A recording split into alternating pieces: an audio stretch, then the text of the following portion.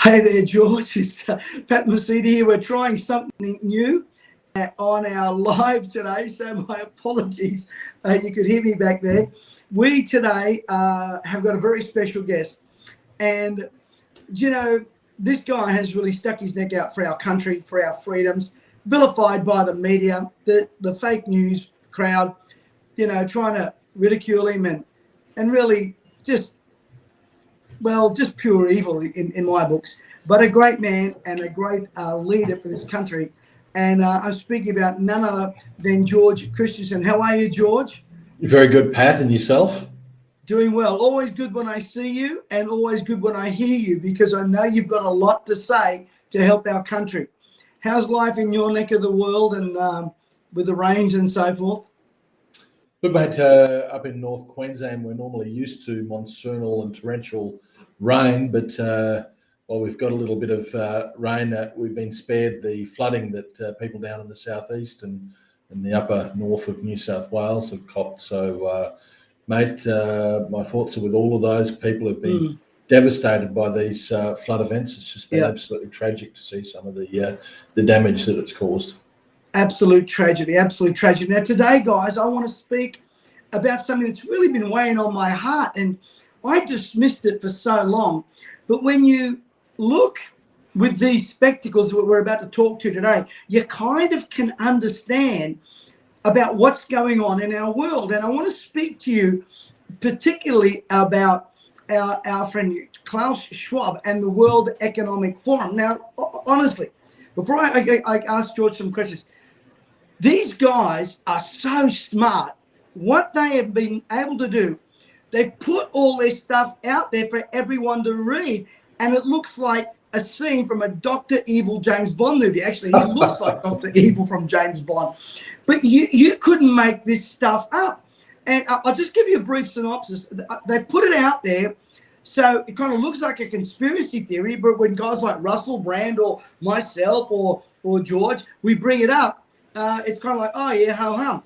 Very smart move on these guys. And let me just briefly tell you what some of the things they want. Number one, here's their number one thing. This is their number one thing. You will own nothing and you will be happy. Does that sound like a totalitarian government? You will be happy with nothing. Number two, don't worry about organs anymore because we will create them, synthetic organs. Number three, America will no longer be a superpower. I might add, America is the big stone in the shoe to these guys. Number four, what's this one? This is right down Bill Gates' alley. No more meat. You don't eat meat anymore, synthetic meat. I mean, good luck with that on Australia Day on a barbie. But here's another one. Here's another one. A handful of countries will dominate the world and the world economy. Now, George, you can't make this stuff up. No, it's Orwellian, but it's socialism to say that that catchphrase that now has belled the cat on what this Great Reset is all about. And the phrase you said was "You'll own nothing and be happy," and apparently that's what's happening by 2030, according to the World Economic's Great Reset agenda. So if we have a look behind it and we see what the elements are that make up this Great Reset agenda and what really drives the whole World Economic Forum, what we're seeing is the fusion of big business with big government. And they are two things that I would say are both evil in themselves, big business and big government. A free enterprise system was supposed to have a lot of small players, never have these corporate monoliths that we've got these days that are in charge of so much. But them in conjunction, working hand in hand with big government to reach into our lives, to control what we do, to invade our privacy. This is a recipe for, I would say, disaster for us personally. Absolutely. But a recipe for an absolute nightmare. I don't want life to be lived under the thumb of global government, under the thumb of big national government, under the thumb of big corporations. But yet, this is what the Great Reset is all about. It's about government and business working hand in glove to interfere into our day-to-day lives. I've likened it to one simple thing, which seems bizarre to people, but this is corporate socialism. That's really what it is. The fusion of corporatism with socialism. Look, I'm going to read straight from their handbook. It says the World Economic Forum generally suggests that a globalized world is best managed by a self-selected coalition of multinational corporations, governments, and civil society organizations. It sees periods of global instability, such as the financial crisis, which I keep telling people, George, they've got to do something about their finances, but I'll get to that later, as windows of opportunity to intensify its pragmatic efforts. Now, let me just say this. What I find interesting is that this mob, Prince Philip, what's his name? Not Prince Philip. Prince Charles, sorry. Charles loves these guys. Yeah. That scares me. Yeah, look, I mean, he's the future monarch, so it's something to be scared about. I mean, the royal family have always had this bent towards, particularly the current royals, bent towards environmentalism. And I guess there's nothing wrong with wanting to be environmentally minded, but they are innately tied up with the Worldwide Fund for Nature. And the Worldwide Fund for Nature, again, people think, oh, it's this great organisation. Oh, they've got a panda as a logo. What bad could they do? But they have been instrumental in the fusion of big business with big government to reach into our lives and actually stop people producing because they say it's bad for the environment. I could tell you a bunch of commercial fishermen here in North Queensland who's gone out of business because of the activities of the Worldwide Fund for Nature. But anyway, getting back to Prince Charles, you're right. I mean, Charles is driven by this sort of view that we've got to have major government overreach and big business involved in that to actually set us all straight on where we should be going in terms of our environmental footprints. He's not the only one that's aligned with this organisation. No. You go through the who's who of politics; they are tied in with the World Economic Forum, and you go to the who's who of business, and they're tied in with the World Economic Forum. People that control the largest businesses on planet Earth, you know, we're talking about Vanguard and BlackRock. Larry Fink turns up to the Davos forums. Zuckerberg. Zuckerberg. They're all there. They're all there, mate. You name it, they're there. But the very interesting thing, and a lot of people have seen this, but Klaus Schwab was at some conference the other day. You're right, doesn't he look like a James Bond villain? I mean, you know, you think you could have got a better front man for this outfit than someone that looks and sounds like a James Bond villain. But anyway, he's there at a conference bragging about how half the cabinet in Canada, including Prime Minister Justin Trudeau, had been part of their mentoring program, the World Economic Forum Young World Leaders program. Apparently, it's also the case in the government, I think he said, of Argentina. So in fact, the term that he used, we have penetrated the cabinets, you know, it's frightening stuff because the agenda there is bragging about it, but the agenda there is the World Economic Forum wants their agenda to be the agenda of governments all around the world. And Pat, can I just add to this? Because this is the danger. I mean, beyond any sort of things that we don't know about, that we might want to speculate about what the World Economic Forum may do, we don't even need to go down any of these avenues, right? We just need to accept one thing. Democracy, in the sense that we know it, is about people electing representatives to go and represent them and put laws forward for them on behalf of them. That's representative democracy. It's grassroots democracy. It's democracy from the ground up. But when we have the World Economic Forum or any other globalist body imposing their will from the top down, it really turns representative democracy on its head. And that is the danger of the World Economic Forum. Do you know, one of the things I find interesting is their number one thing is you will own nothing by 2030 and you will be happy.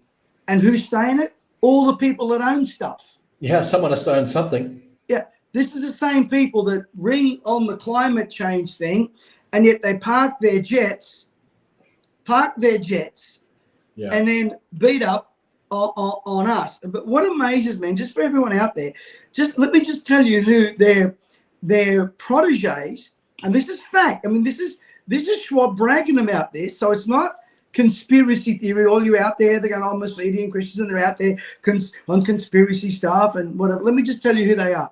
Trudeau. Trudeau's guy, the finance guy that just froze all the bank accounts, he's a graduate there. What's this?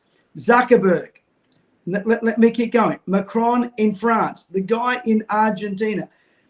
Jacinda Adams is one of their favorites. And I got to say, and I don't want to get you in any kind of trouble here, but they basically said that Greg Hunt was a future world leader.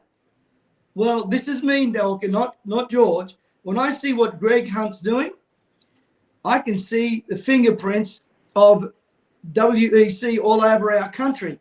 Now, George, what do you make on this whole thing where now I can say that about Greg, or we'll leave that alone, but what I don't understand. Oh, look, I'm there's no hiding it. I mean, it depends whether your view is whether the World Economic Forum is a force for good or otherwise. And Greg Hunt was a former director of strategy at the World Economic Forum, as I understand it. So, he obviously has links in with that organisation. I guess one of the things about these guys, and we need to be a little bit, careful, but they all think that they're doing good. Now, me, from a biblical perspective, I just see fingerprints of darkness all over it. Now, let me just say this, that Stalin and the other bloke with a little mo, they all thought they were doing good as well. And just like some of the mandates in this country that we've had to have, and George, you've been at the forefront of that. The Bible actually says, be careful. Be careful. You know, we're in dark times when people call good evil and evil good. I just want to say this about this whole thing of own nothing and you'll be happy. It is diametrically opposed to, number one, the democratic process. Number two, individual financial responsibility. And for those of you that aren't believers, just hang with me here. And those of you that are Christians, I'm about to drop a truth bomb. God, how can you be a steward of anything if you own nothing? One of the things that God says is we're going to be good stewards. As a matter of fact, the first biblical transaction of ownership was in the Old Testament under Abraham. And God commands us, and I'll get to that later, about owning and being financially responsible. George, have you got anything you want to add to that? No, Pat. I want to get back to, though, a point that you raised earlier, that the people behind the World Economic Forum have a lot of money. They own a lot of things. So when they're saying you will own nothing, who are they talking to? They're talking to us. They're not talking about themselves. Of course, if you own nothing, who's going to own it? You're going to rent it. So someone's going to own it. Correct. The global masters of the universe. It's going to be the companies that I talked about, Vanguard, State Street, BlackRock, Berkshire Hathaway, all those big investment houses right now that control just about every single company on the planet. In fact, there was a story out not so long ago saying that BlackRock and Vanguard owned about 80% of everything at the moment. When you go back and you trace back who has the controlling interest of any company, 80% of them, you find it's either BlackRock or Vanguard. It's enormous power. So are we going to own nothing? Well, the trend is sort of going in that direction. They're even buying up massive tracts of land and also housing stock in the US, these major companies. But I guess that they see the future as one where we rent. And that's already happening, Pat. I mean, right Correct. now, you used to own, I mean, something as trivial as this, right? But it just is emblematic of the trend. So when I was a kid, I can remember this far back, I used to go and buy the little record singles, the little that you play, and I'd listen to the latest songs on the little record single. Records Yeah. went out. Cassette tapes were still about. We were listening on the cassette tape. We owned it, Then we had the CDs. We owned it. Mm.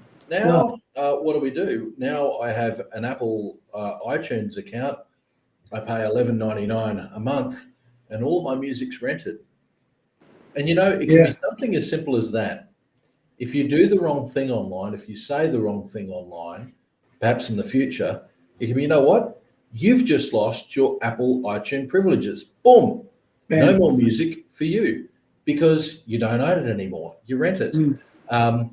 You could lose so much of this just simply by what you do or say online. And that's the danger of the fusion of government with big business. It's particularly, and I know we're probably going to get on this, Pat, and I think it's the most important thing to talk about when it comes to the World Economic Forum, is the digital identity agenda. Exactly. I was going to get to that. Go ahead. You get digital identity, you end up getting social credit. You get social credit, you end up having these things that you don't own, the things that you're having to rent from the masters of the universe, so to speak, the Davos crowd. And you have them all taken away from you. That's a social credit system. So, look, I'll leave it to when you want to talk about digital identity. No, I want you to talk more about that, just so that people know. And George, correct me if I'm wrong. The social credit system means, like, let's just say you got your iPhone. You're a good citizen according to the government. They give you all these credits that you can spend. Let's just say you want to go fly and see your kids somewhere, like, Victoria. And they don't like what you're doing, they stop your credit immediately. Is it pretty much? Well, look, the only thing we've got to judge that sort of system on is communist China. Correct. And how it works over there is that citizens are assigned a credit score. There are things that you do that will enable you to boost credit, and there are things that you do which will lose you your social credit score. And I guess that there's certain privileges that are attached to having a certain level of social credit. And those privileges, I should use in inverted commas, are taken away from you if your social credit goes down. So the privilege could be, for instance, flying somewhere. Maybe your social credit is so low that, only if your credit is so high you can fly to a particular place or use public transport. So that's what happens in communist China. But we don't even need to see like communist China that in action to understand what a social credit system, if it was ever envisaged, would be like here in the West, because we've got a credit score system. It's called our financial credit score systems. And so what happens is private corporations make some sort of listing about us on a privately owned database. Other corporations look into that privately owned database, and we give them permission to do so. Whenever we apply for credit, we look in the fine print, it'll say, you give us permission to look at your credit information and also to add or subtract or change that credit information. So a company will look at it and say, oh, there's a black mark against this person's name for something they did 5 years ago. So, you know what? I'm not going to let them do this. I'm not going to offer them that credit. I'm not going to give them that phone account. I'm not going to let them rent this house. Could be a myriad of things that come out of that. So we know what a credit system does. It doesn't reward, it actually penalizes. Correct. That's why we have to be very, very careful in moving down the digital identity agenda. Unfortunately, Pat, in a way, the horse is bolted. I'm on Facebook. I tell you what, Mark Zuckerberg and his cronies, they've got so much information on me. It's not funny. Same, and with everyone who's listening on Facebook, they've got so much information on you. It's not funny. Same with Google. They've got so much information on you. If you're looking on YouTube or if you have a Gmail, it's not funny. They even look through your bloody emails these days, as I understand it. So they can paint a picture of you already. Imagine that in the hands of government. Imagine that information being shared widely to a myriad of organisations. That's the problem here. So a digital identity will essentially look. Actually, we fought against this a long time ago. Joh Bjelke-Petersen led a push in Queensland back in the 1980s against the idea of an Australia card, which is a form of national digital identity. He railed against it so much that it was abandoned by, I think it was the Hawke government, the Hawke Labor government that was proposing it at that time. And now it's sort of like back to the future. Now we're talking about it again, this national identification system, but in a time where it can be so much more dangerous in terms of its usage because it's going to be online. And there's a danger there when it comes to hacking and privacy, but there's also a danger in how that system can be linked to so many other things, such as a social credit type system that actually bans us from doing certain things. Look, I just think that it is all so dangerous and so unnecessary that we just don't do it. Yeah. The World Economic Forum is driving the idea of digital identity. They're wanting all governments to do it. And I'm going to tell you, folks, if you don't know about it, the Australian government, the bureaucracy, is already looking at this. There's been consultation papers that have gone out. There's been feedback that's come back. There's legislation that's no doubt being drafted on this. A digital identity agenda for Australia is coming, and we need to oppose it, Pat, at all costs. And this is why I got so miffed at Scott Morrison when he's a guest speaker at the World Economic Forum, and they did not give him an introduction. They gave him marching orders. Now, I listened to that, and I've been a speaker for 44 years, and I know when I'm being introduced and when I'm told what to do. And when they introduced him at that World Economic Forum as working together with them on this digital identity system, my hair stood on end.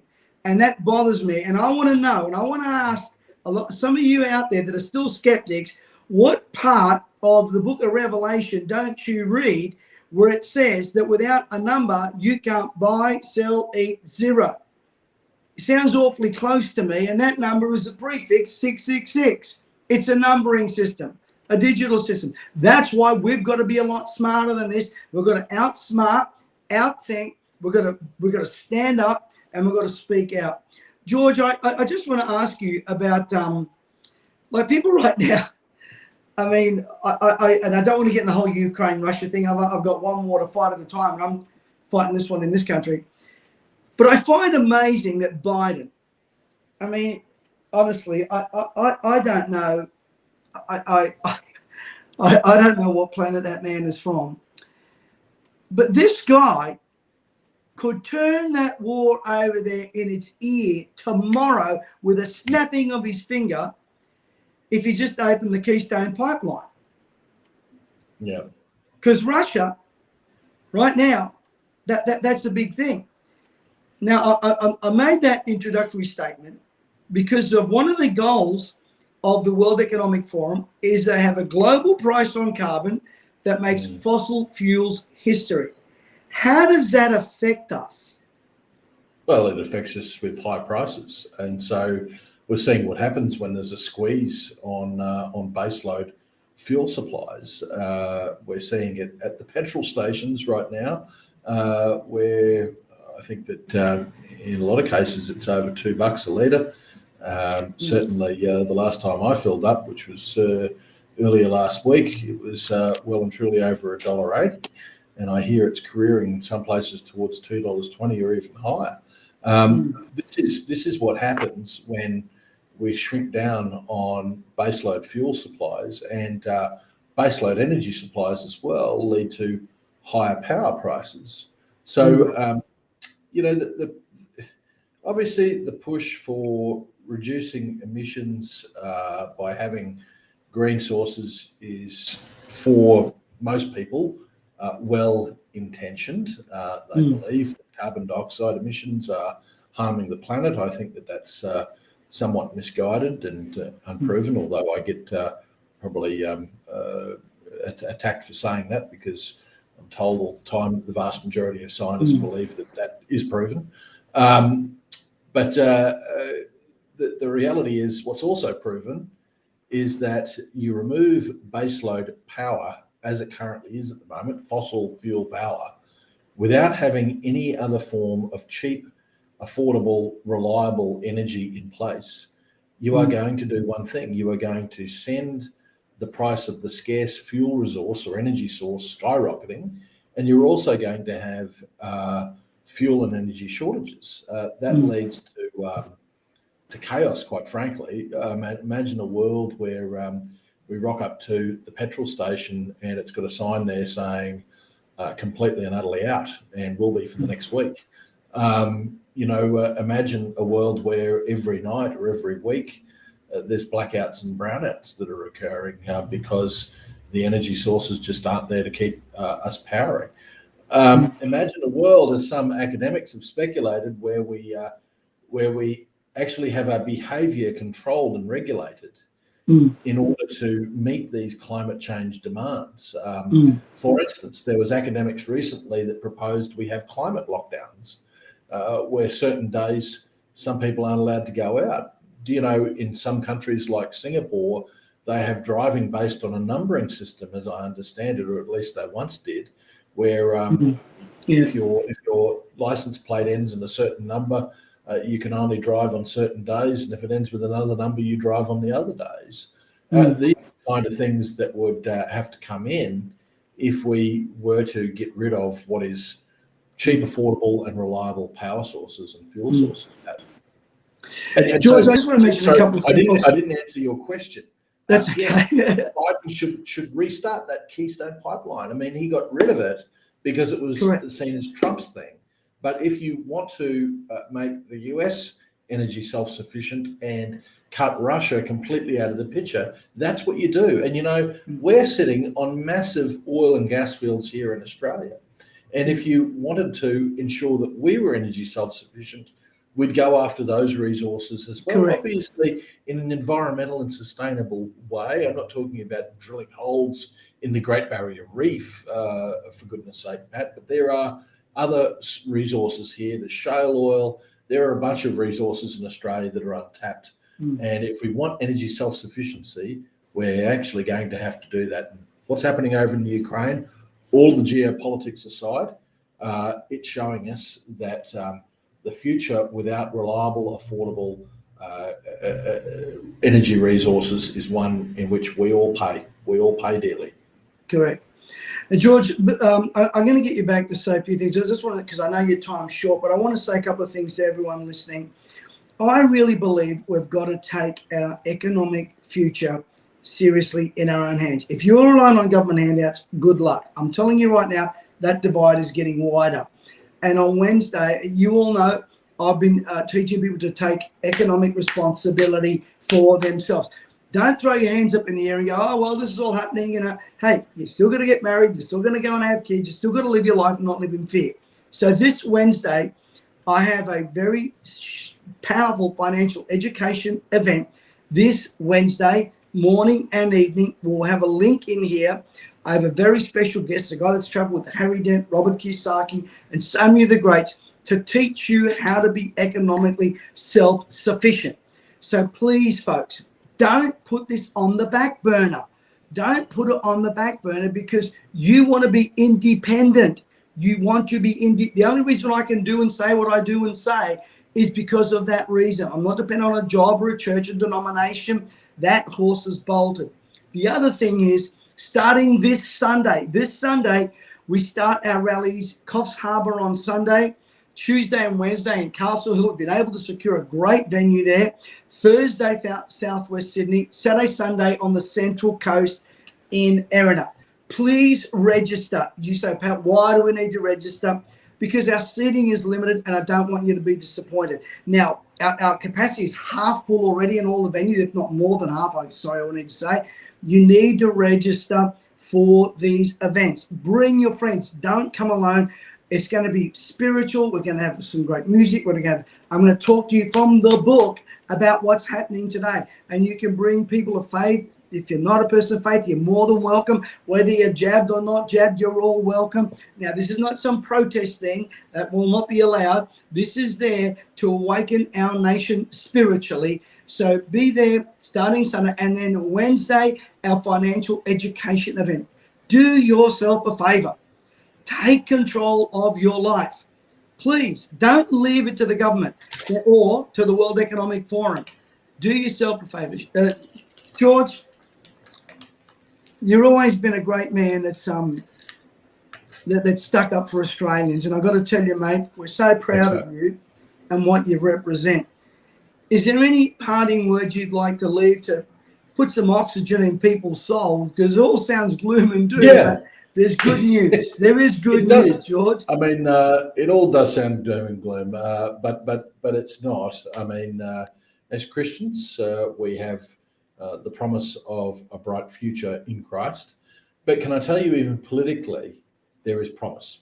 Yes. And let me tell you a very, very quick story about the $10,000 cash ban that was proposed. So the government proposed this. They were going to ban transactions of over $10,000 in cash. A lot of people arced up about it, myself included.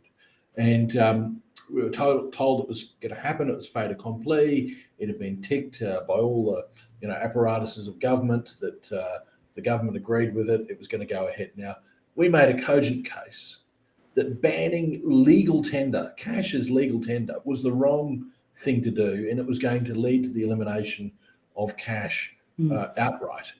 We also said that what you are doing is you're fusing big government with big business here, because if you ban cash as legal tender, then you have to go over to a private corporation, banks, to actually have your legal tender, because the only way you can do it is by transacting from one bank directly to another. That's making profits for big business. But we defeated it, Pat. We defeated it with people power. So things like the cash ban can be defeated with people power. And so things like a digital identity agenda can also be defeated with people power. Never forget that. In a democracy, as long as we can hold on to it, the power is in the people. The power is in the people. It's not in Klaus Schwab.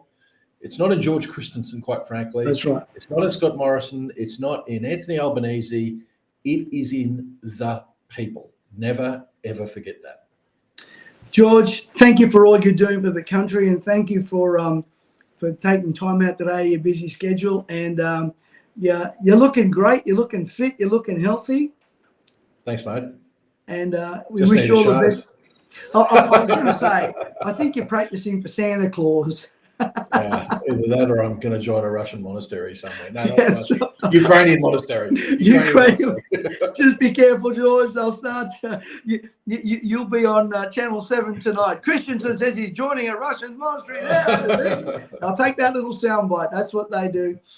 Anyway, George, thank you so much. Folks, go and register for Wednesday's financial education summit. Go and register for the rallies. George, you're a blessing, constantly in our prayers, mate. We appreciate you very much.